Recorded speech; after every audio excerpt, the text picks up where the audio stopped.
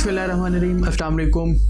दो छोटे छोटे नुस्खा जात और छोटी सी वीडियो मुख्तसर सी दोनों बवासीर से मुतालिक है। आपको अगर किसी को भी आपके इर्द गिर्द में बवासीर का मसला है और आसान सा इलाज चाह रहा है अगर, तो सिर्फ दही की छाछ, लेकिन वो भैंस के दूध की हो।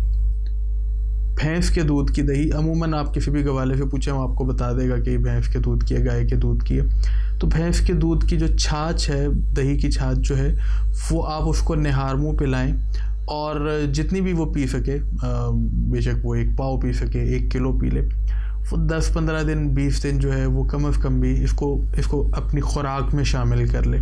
और जो बाकी चीज़ें जो बवासीर को बढ़ाने वाली हैं उनसे वो ज़रा परहेज़ करे, तो अमूमन ये दवा बेहतर रहती है और काफ़ी रहती है, और इंशाल्लाह जो बवासीर का मामला है इससे वो ख़त्म हो जाता है।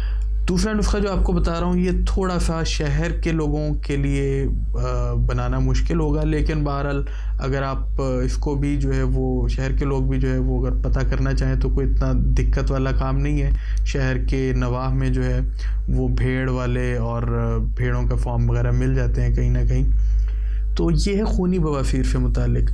अगर खूनी बवासीर की वजह से आपको ब्लीडिंग होती है, कोई भी मसला है, तो भेड़ का दूध, उसकी दही जमा लीजिए। भेड़ का दूध आपको ज़रा मुश्किल से मिलेगा, लेकिन मिल जाएगा, कोई इतना भी दिक्कत तलब काम नहीं है। भेड़ के दूध की दही जमा लीजिए और छटाक एक दही जो है वो ले लीजिए या पाव ले लीजिए, जितनी भी आप ले सकते हैं। उसमें तवे की जो कालक है वो 3 माशा, मतलब आलमोस्ट कोई यूँ कह लीजिए कि 3 ग्राम के करीब आप ले लीजिए। वो उसके ऊपर जो है वो ऐसे चुटकी से बेशक जो है वो छिड़क दीजिए, और ये आप इसको सुबह अर्ली, मतलब सूरज निकलने से पहले, सूरज निकलने से पहले की क्या रीज़न है ये अल्लाह ताला बेहतर जानता है, क्योंकि ये नुस्खा जहाँ से मुझे मिला था उन्होंने ये 7 शर्त बताई थी। हकीम मोहम्मद अब्दुल्ला की किताब में ख़वास दही में ये दर्ज है, और मुझे भी वालिद साहब ने जब बताया था तो उन्होंने बताया था कि दादा जान ने ताकीद की थी कि ये मुँह अंधेरे ही पिलाया जाए।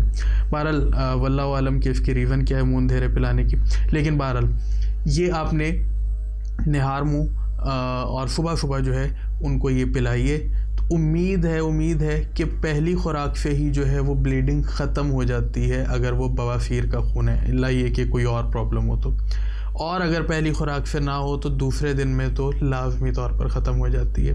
बस ये ज़रूरी है कि जो परहेज़ है उससे मुतालिक उसको लाजमी कीजिए, ताकि मामला जो है वो जब तक जड़ से ख़त्म नहीं होता तब तक जो है वो इस दवा को भी इस्तेमाल करते रहिए, इस दही को इस्तेमाल करते रहिए, और साथ साथ जो है वो परहेज़ भी करते रहिए।